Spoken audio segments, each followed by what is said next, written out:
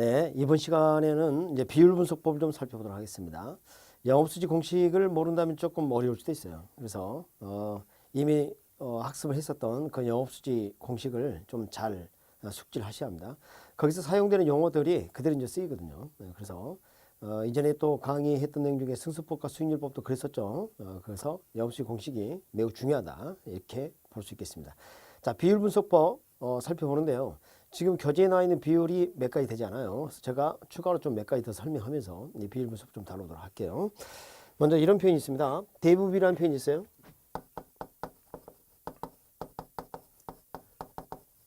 대부비율. 자, 보도록 합니다. 기본적으로 제가 이런 이야기 많이 했었습니다. 율자, 비율자 이런 말이 나오면 이 단어가 분자에 적힌다 그랬어요. 맞습니다. 대부 받은 돈, 부채 잔금이 분자에 적혀요. 대부 받은 돈. 그 다음에 이제 분모가 뭐냐면 부동산 가치예요. 부동산 가치 대비 대출 받은 돈이 차지하는 비율입니다. 근데 이걸 좀 더 쪼개보면요. 이렇게 생각할 수 있어요. 부채 잔금은 남의 돈이죠. 타인 자본 이렇게 한번 생각해 볼게요. 근데 이 부동산 가치는 남의 돈과 내 돈이 지금 더해져 있는 겁니다. 그래서 방금 저 어떤 타인 자본하고요. 내 돈, 자기 자본 이 두 가지를 더하게 되면 부동산 가치가 될 것이다. 이게 대부 비율입니다. 대부 비율까지는 문제가 없는데요. 이제 문제가 이 부채 비율이라는 표현이에요. 자, 이거 큰일 났습니다. 왜냐하면 지금 이것도 마찬가지 비율이라는 표현을 쓰고 있고요. 그 다음에 이 부채 이게 분자시킨다는 얘기 아닙니까? 이거 같아요. 그렇죠? 그래서 여기가 이제 부채, 여기가 이제 지분. 이걸 좀 더 자세히 적어보면 이렇게 적을 수 있어요. 분자가 타인 자본,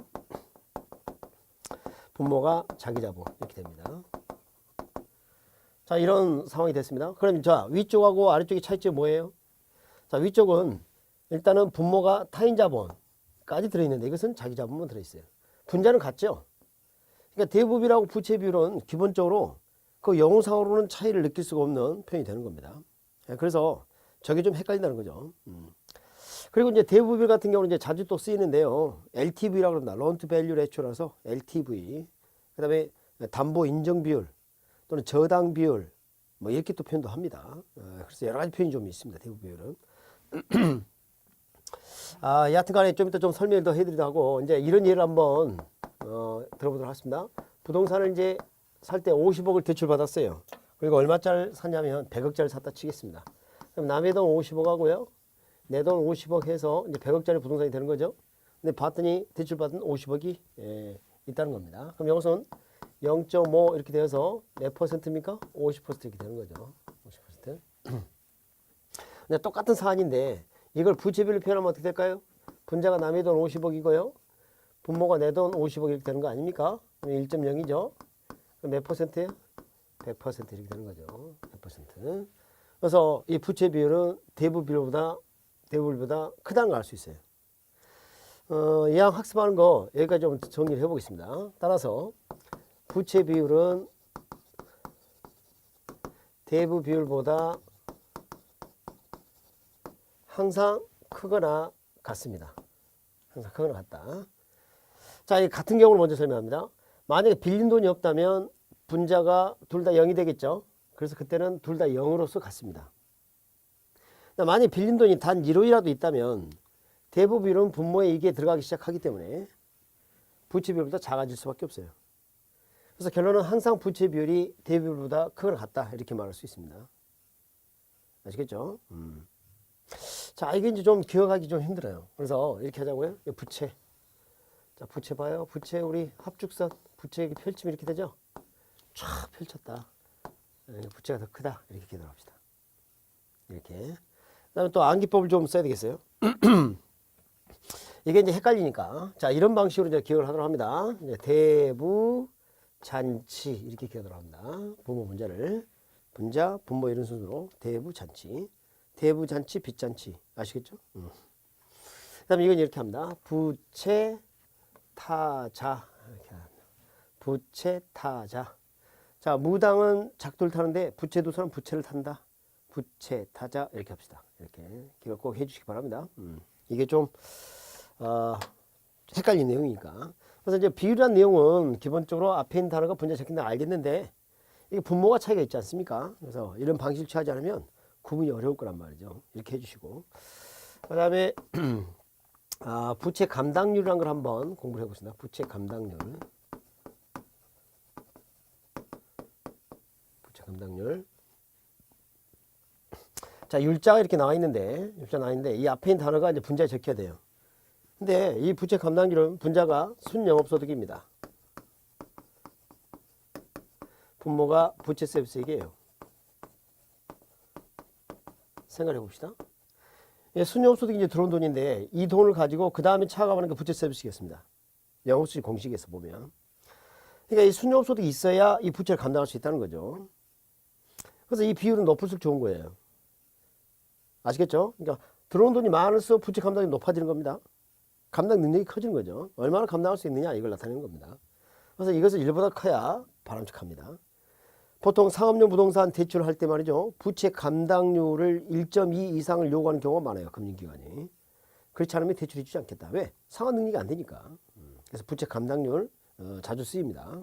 근데 이게 이제 헷갈린단 말이지. 그래서 이렇게 합시다. 부당 없어 이렇게 기억 들어갑니다. 불법 없어, 불법 영업소 발음이 좀 비슷하죠? 그러니까 부당 없어 이렇게 기억 들어갑시다. 이렇게 좀 했으면 좋겠습니다. 네, 기억을 좀 해주시고요. 그 다음에 또 이런 것도 있습니다. 채무 불이행률이라는 게 있어요.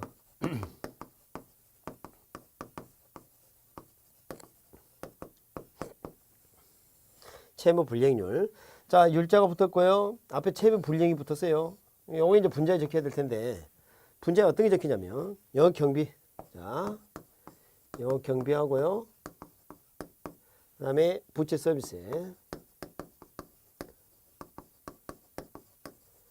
영업 경비하고 부채 서비스액이 분자에 이렇게 적히고 그 다음에 유효 조소득 또는 총소득 이게 분모에 적혀요. 자, 유효 총수익이 들어오게 되면 여기서 이제 뭘 뺍니까? 영업 경비를 빼게 되면 순영업소득이 되고요. 그다음 부채 서비스를 빼게 되면 세전 현금 수익이 됐었죠. 아까 그런 공식이 있었습니다. 이전에 우리 학습하는 것 중에.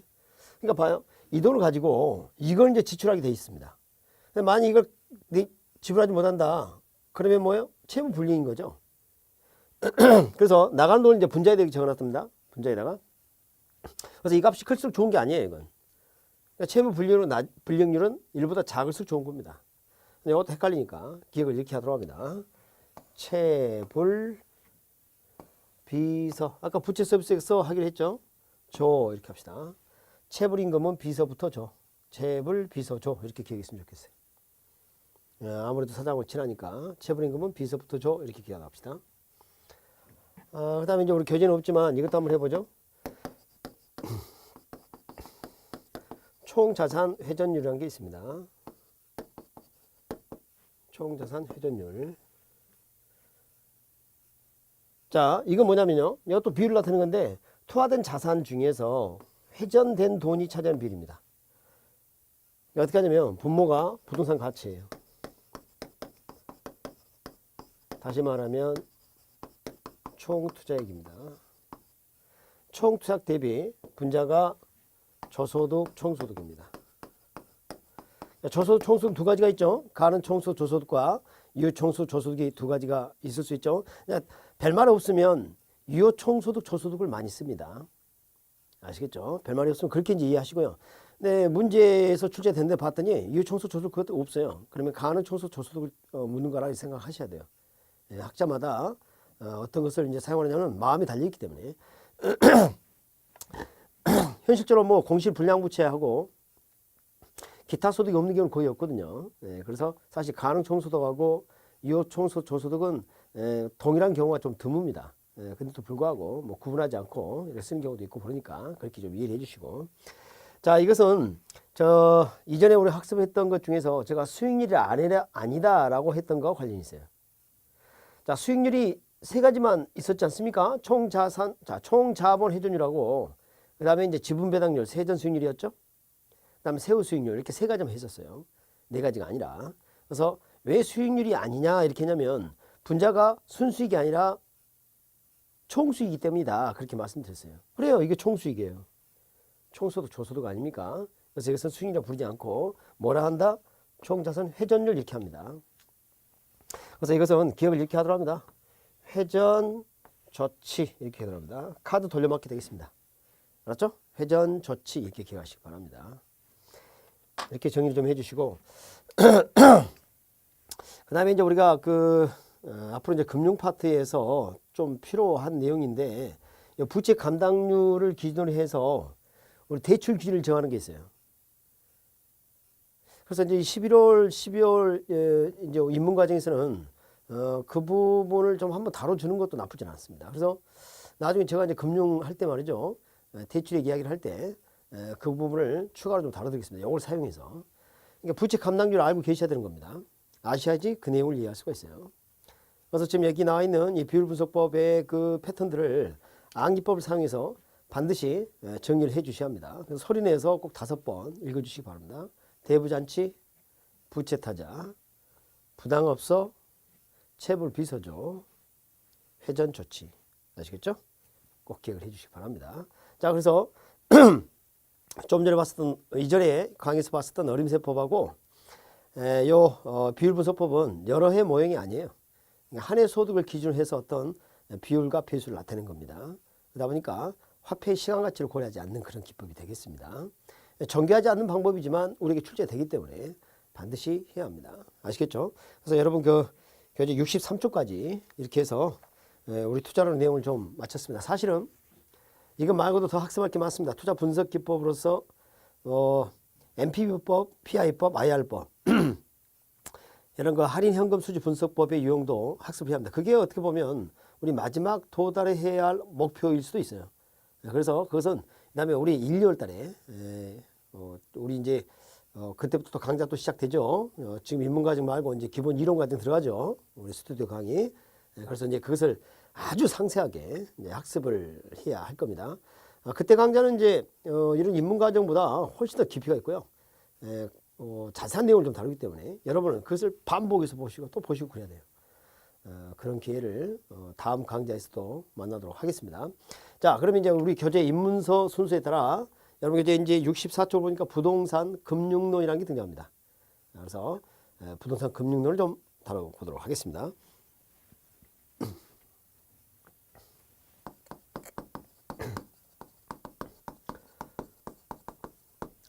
먼저 이제 부동산 금융, 그러면 금융은 자금의 융통의 약자예요. 자금의 융통 약자다. 이렇게 볼 수 있어요. 자금을 융통하는데 부동산을 근거로 하는 겁니다. 여러분, 부동산을 근거로 이제 자금을 융통하는 방법이 여러 가지 좀 있습니다. 그래서 이따가 우리가 지분금융과 부채금융 이렇게 또 나누기도 하고 그런 것도 있는데요. 그런 부분은 나중에 좀 말씀을 드리도록 합니다. 간단히 말씀드리면 내가 이제 부동산을 개발을 전제로 자금을 융통할 수도 있습니다. 또 이런 경우도 있죠. 내가 부동산을 매입하고 싶은데 자금이 부족해요. 그러면 저당대출 받는 경우도 있죠. 그렇죠. 뭐 이런 식으로 부동산과 관련되어서 자금을 융통하는 전반적인 행위를 부동산 금융이다 라고 표현할 수가 있어요. 자, 그런데 말이죠. 우리가 이제 금융도, 이 부동산 금융도 사실 이제 둘로 좀 나눠서 이해를 할 수가 있어요. 자, 금융을 크게 둘로 나누면 지분금융과 부채금융 이렇게 나눕니다. 자, 이것은 말이죠. 지금 여러분 교재가 앞쪽이 없고 저 뒤쪽이 있어요. 그래서 제가 이따가 페이지를 말씀드리고 먼저 지분금융과 부채금융 먼저 설명을 좀 해드리도록 하겠습니다. 한번 들어보도록 합니다. 보통 우리가 자금을 융통한다 그러면 상환해야 한다 이런 생각을 많이 합니다. 맞습니까? 그렇죠. 그런데 상환할 필요가 없는 게 있어요. 상환하지 않는 자금 융통의 방법도 있습니다. 그걸 뭐라 하냐면 지분금융이라고 해요. 뭐라고요? 지분금융. 그 다음에 대부분 여러분 돈을 빌리게 되면 갚는 거 이거 있죠? 상환할 의무가 있는 이런 경우를 뭐라 하냐면 부채금융이라고 해요. 자, 제목을 한번 적어보겠습니다. 첫 번째, 지분금융. 두 번째, 부채금융. 지금 이렇게 나눴습니다. 그런데 지분금융은 상환 의무가 없는 자기자본 조달이다. 이렇게 볼 수 있어요. 근데 이게 부채금융은 상환 의무가 있는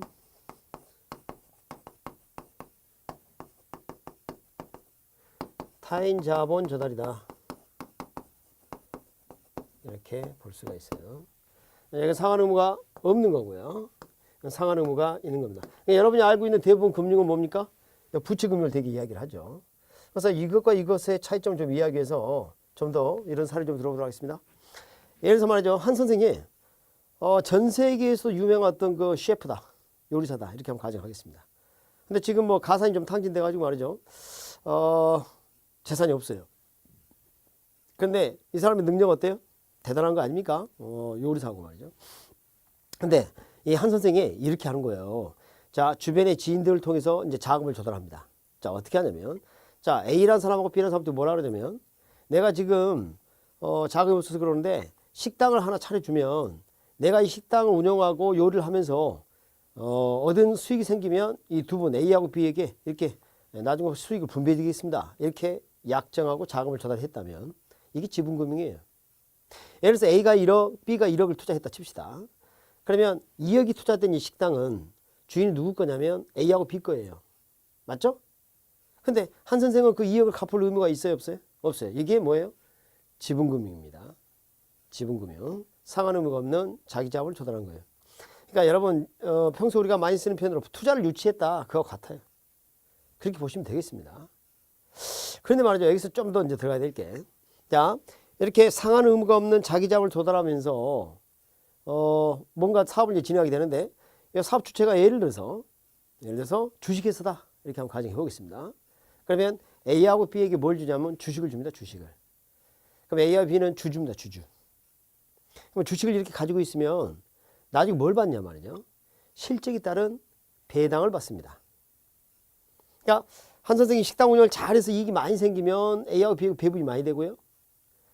이익이 작으면 적게 배분되는 겁니다. 좀 주의해야 될 게 뭐냐면 약정을 통해서 확정적으로 주는 이자 아닙니다. 무슨 말인지 알겠죠? 이자가 아니에요. 실적 배당입니다. 아시겠죠? 그런 스타일을 갖추게 되는데, 여태 만약에 증권이 발행됐다면 그 증권을 뭐라 하냐면 지분증권이라고 합니다. 무슨 증권? 자, 지분증권. 지분증권이라고 볼 수 있어요. 이렇게 나눌 수가 있습니다. 자, 그리고 이런 지분금융 유형들이 있는데요. 오늘 이걸 자세히 학습하는 건 아니에요. 제가 이제 적긴 적을 텐데요. 지금 다 이해할 수 없다. 그래서 지금 한번 잠깐만 들어봅니다. 지분금융 유형이 또 뭐가 있냐면 이런 게 있습니다. 신디케이션 또는 신디케이트라고 합니다. 케이션 또는 케이트. 다수의 투자자를 모집하는 기법입니다. 소수 투자자인 뭐 조인트 벤처 이런 게 있고요. 그 다음에 이제 우리나라는 이제 부동산 신탁을 부동산 투자 회사로 이렇게 해서 투자 회사법이 있어요. 주식회사입니다. 뭐 이런 내용, 이런 것들이 이제 지분금융과 관련이 있어요. 투자자를 모집하는 그런 유형입니다. 그래서 그 자금에 대한 원가 이자를 주는 게 아니라 이제 지분증권을 발행한 경우, 예를 들면 주식, 출자, 지분증권 등이 있는데, 출자 지분증권은 지분금융과 관련된 게 스스로 표현을 해주고 있죠. 출제 가능성이 거의 없어요. 출제돼봐야 다 맞추니까. 문제 이거예요. 주식이죠. 주식. 주식을요, 가장 이제 대표적인 지분증권으로 이렇게 이해하시면 돼요. 자, 증권 이야기가 나왔다. 지분증권 그럼 뭘 말한다? 주식. 이거 하나만 생각해도 돼요. 뭐 이것은 나올 가능성이 거의 없기 때문에. 그래서 이 지분증권을 갖고 있으면 나중에 뭘 받냐면 실적에 따른 배당을 받습니다. 실적에 따른 배당. 여러분, 아까 A하고 B가 출자한 각각 1억이 있지 않습니까? 자, 1억은 회수할 수 있을까요? 회수할 수 있는데요. 좀 일반적인 상황이 다릅니다. 자, 돈을 빌려주게 되면 원고를 받을 권리가 이렇게 하지만 주식을 구입할 때 이 금액은 말이죠. 회사가 주는 게 아니에요. 그러니까 시장에서 팔아야 됩니다. 주식을 매각해서 토화원물을 회수할 수가 있게 됩니다. 아시겠죠? 그런 스타일. 여기 지분금융. 그 다음에 이제 부채금융. 그러니까 여러분이 알고 있는 것은 대부분 이겁니다. 아까 여기서 상환 의무가 없었죠? 근데 이것은 자금 융통하면서 뭐예요? 상환 의무가 있는 겁니다. 있는 거. 여러분, 자, 먼저 예를 보죠. 이거 한번 들어보죠. 저당 대출. 주택담보대출입니다. 여러분, 저당 대출. 뭐 이런 게 있고. 신탁 증서금융이라는 게 있습니다. 부동산 담보신탁 이렇게도 불고요. 부동산 담보신탁.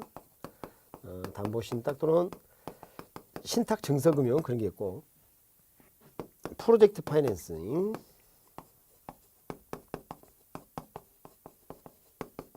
등 뭐 이런 것이 있어요. 이런 것들은 이제 부채금융입니다. 부채금융. 그래서 이렇게 부채금융을 하게 되었을 때 발행한 게 있는데 그것을 부채증권이라고 합니다. 부채증권. 자, 이게 뭐라면 한번 봅시다. 부채증권. 자, 아까 식당을 운영하는 한 선생님이 말이죠. 긴급 작업이 좀 필요했어요. 그래서 C에게 5천만 원을 빌렸어요. 여러분, 이 5천만 원을 빌릴 때 차용증서를 써주기도 하지요. 자, 차용증서 써주게 되면 나중에 원가 이자를 갚겠다는 약정을 하는 겁니다. 그렇습니까? 자, 이 차용증서를 만약에 회사가 써줬다. 그럼 회사채인 거예요. 그게. 나라가 써줬다? 국채예요. 공채, 지방채. 그러니까 이런 채자가 붙는 이런 것들은 이제 채권이라고 표현을 많이 하는데 그런 증서를 나중에 원가 이자를 갚겠다고 약정하는 겁니다. 그래서 이 부채증권의 종류는 말씀드린 같이 뭐 회사채도 있고요, 뭐 국공채도 있고, 주택상환사채 뭐 이런 것도 있고요. 이것도 사채죠. 주택상환사채. 그 다음에 이제 우리가 배우게 될 뭐 MBS나 ABS나 등 이런 증권들입니다. 그래서 이 부채증권을 가지고 있으면 나중에 뭘 받냐면 원금하고요, 이자를 받습니다. 자, 여기는 뭘 받아요? 실적에 따른 배당. 근데 여기는 뭐예요? 원가 이자를 받습니다. 근데 이 이자는 말이죠, 약정에 따라 확정된 금액을 주는 겁니다. 그러니까 이것은 실적에 따라 배당을 받는 성격이라면 이 이자는 굳이 배당으로 표현한다면 확정 배당 성격이에요. 아시겠죠? 확정적으로 주는 약정에 따라. 그런 스타일이죠. 부채증권. 자, 시험 문제 나오게 되면 이제 머릿속에 떠올려야 합니다. 지금 이 부동산 금융을 구분할 때 지분금융과 부채금융을 구분하고 있느냐, 이게 이제 문제로 출제가 많이 됩니다. 지속적으로 되고 있어요. 다음 중 지분금융과 관련이 없는 것은 있는 것은 이렇게 한단 말이죠. 지분금융과 관련된 것은 이런 것들을 적으면 되죠. 또는 뭐 이렇게 이런 게 적혀 있거나 이러면 돼요. 네, 많이 이런 게 적혀 있다 그러면 빠지는 거죠, 이제. 그래서 뭐 부채금융과 관련이 없는 거 있는 것도 물어볼 수도 있겠죠. 그래서 구분을 꼭 지어줘야 합니다. 지어줘야 되는데, 증권 그러면 우리 수험생들이 대부분 증권 그러면 머릿속에 주식만을 생각해요. 증권은 두 종류가 있단 말이죠. 지분증권과 부채증권이 있어요. 아시겠죠? 그래서 지분증권의 대표적인 게 뭐예요? 주식입니다. 주식. 지분증권이 출제될 가능성이 거의 없어요. 그러니까 무슨 증권이 나왔다. 그럼 주식이 아닌 뭔가가 적기 시작하면 모두 다 뭐라고 생각한다? 부채증권이라고 생각하시라. 하셨죠? 자, 지분증권의 대표가 뭐예요? 주식이에요. 이걸 제한 나머지는 대부분이 뭐예요?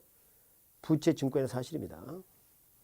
자, 이렇게 해서 부동산 금융을 지분금융과 부채금융을 한번 나눠봤습니다. 그러면 이 둘 중에 어떤 게 비중이 높으냐? 이게 높아요. 이게 대부분입니다. 그래서 일단은 구분하는 문제 나오고요.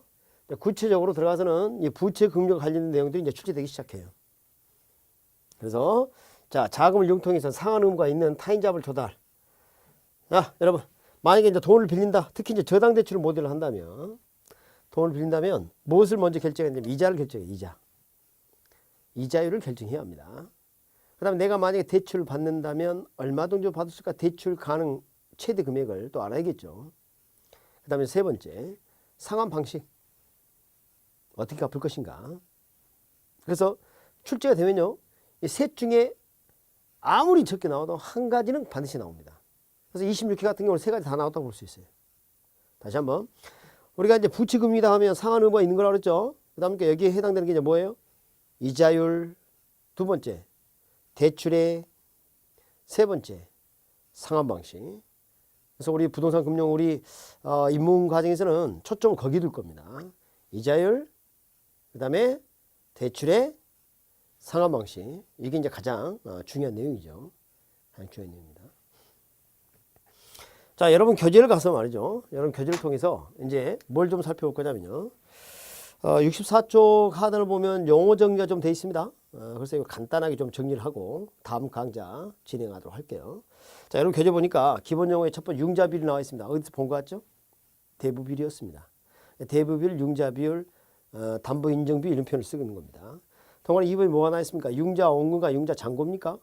대출받은 첫 번째 총액을 융자 원금이라고 합니다.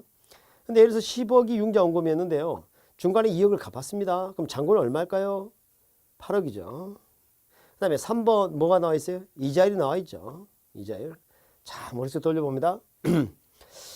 요 이자율은 말이죠. 금융기관이 대출을 해주게 되면 원금을 회수한 것은 물론이고 그 사용에 대한 대가로 이 이자율을 요구하게 됩니다. 요구수익률 배운 적 있습니까? 배운 적 있죠. 자, 요구수익률 뭐뭐로 구성되어 있었죠? 무위험수익률, 위험할증률, 예상 인플레이션율. 논리가 같습니다. 금융기관이 요구하는 수익률이 이자율이에요. 그래서 기본 틀이 거의 같아요. 그래서 지금 봐보면 말이죠. 무위험 수익률 대신에 실질 이자율을 되게 적거든요. 그게 뭐냐면 대출을 유인하기 위한 최소한의 필수 요구 이자율입니다. 여러분, 금융기관은 대출을 해주기 위해서 자금을 예금을 통해서 대기 조달합니다. 그럼 예금자에게 예금이자 줘야 될 거 아닙니까? 그 정도는 받아내야 합니다. 이자율이. 그래서 자금 조달과 관련된 대출을 유인하기 위한 최소한의 필수 요구 이자율을 실질 이자율이라고 그래요. 그 다음에 두 번째, 차입자가 신용도가 낮아요. 그럼 위험이 높아요, 낮아요? 높아요. 그럼 이거 위험 할증률 높여야 합니다. 대출 기간이 길어요, 위험이 높아져요. 그렇죠? 대출 금액이 많아요, 위험해져, 이게 높아져요. 위험 할증률인 거죠. 그 다음에 세 번째, 자, 대출해가지고 나중에 원금을 회수하고 봤더니 어때요? 물가가 상승할 수도 있겠죠?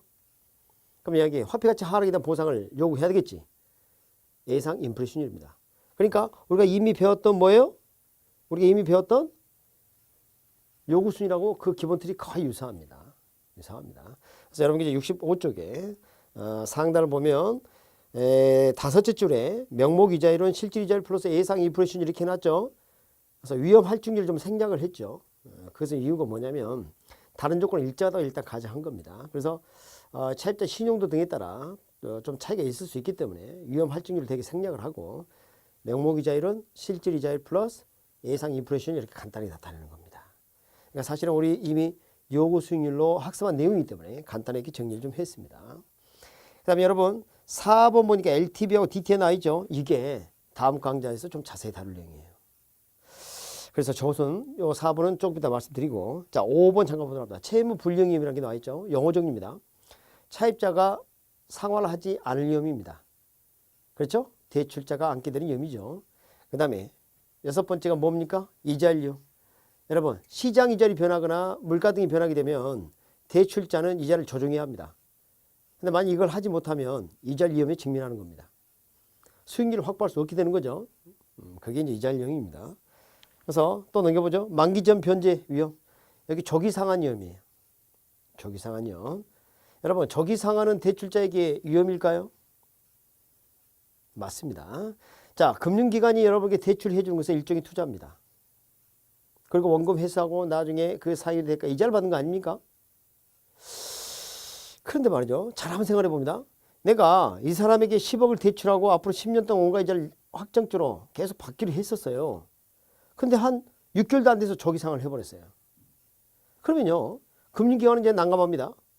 자, 금융기관은 뭘 먹고 사냐면 낮은 예금이자 주고 높은 대출이자를 받아서 예대 차이, 그 차이를 먹고 사는데 만약에 조기상환 돼버리면 만기 전 변제를 해버리면 이 돈 10억이 기간을 경과한 이자를 다 계산해서 받았다 할지라도 새로운 일자를 차지하는 실업자 신세 돈하고 똑같아요. 이 10억만큼이 실업자 된 거예요. 아시겠죠? 다시 한번 대출자가 안정적인 원가 이자를 받기로 했는데 차입자가 조기상환을 했다는 이야기는 이 돈이 일자를 잃은 거와 다를 바가 없다 이 말이에요. 맞죠? 그럼 금융기관은 손해입니다.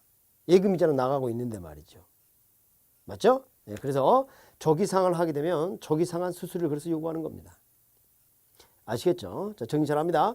만기 전에 변제하면 대출자 입장에서 위험이다 아니다? 위험이다. 그다음에 이제 8번 이제 법적 위험입니다.